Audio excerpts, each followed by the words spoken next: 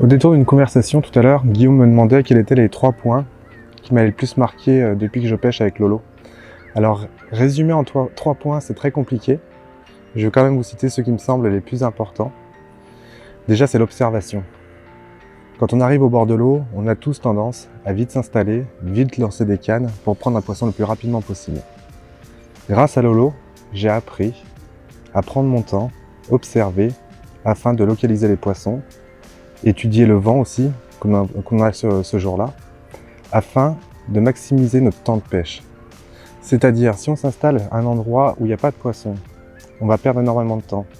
En prenant 1, 2, voire 3 heures à observer le plan d'eau, voir si on voit des carpes sauter, des carpes fouiller, là, déjà, on aura une bonne indication sur l'endroit où s'installer. Et grâce à ça, on pourra même accélérer les touches, même si on a perdu 3 heures à observer le plan d'eau. Le deuxième point, qui va avec le premier d'ailleurs, c'est une fois qu'on a observé le plan d'eau, qu'on a localisé les carpes, c'est essayer de comprendre pourquoi elles se situent à cet endroit-là, pourquoi elles sautent là précisément. Donc il y a déjà le vent, comme j'ai pu le dire, mais il y a aussi ce qui se trouve au fond de l'eau. Donc, investir dans une canne à sonder pour étudier, voir le substrat sur lequel elles se trouvent, voir s'il y a des variations de profondeur, pour comprendre la raison de leur présence.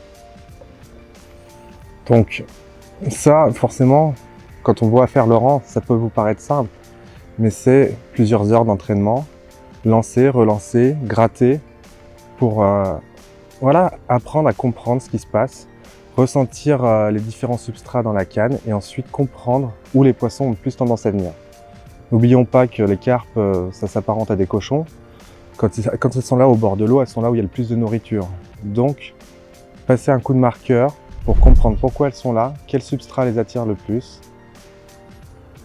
et maximiser ses chances.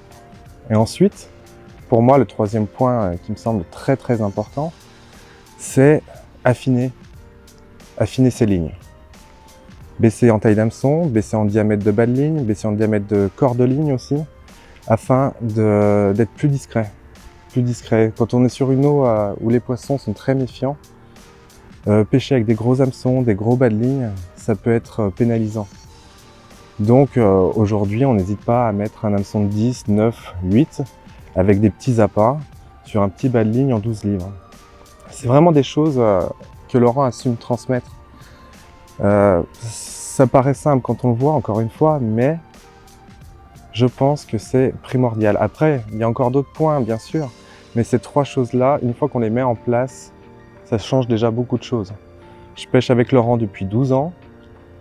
Il faut savoir se remettre en question, car quand on voit le monsieur pêcher, on se rend compte que les résultats, en appliquant sa technique, ils sont complètement dingues.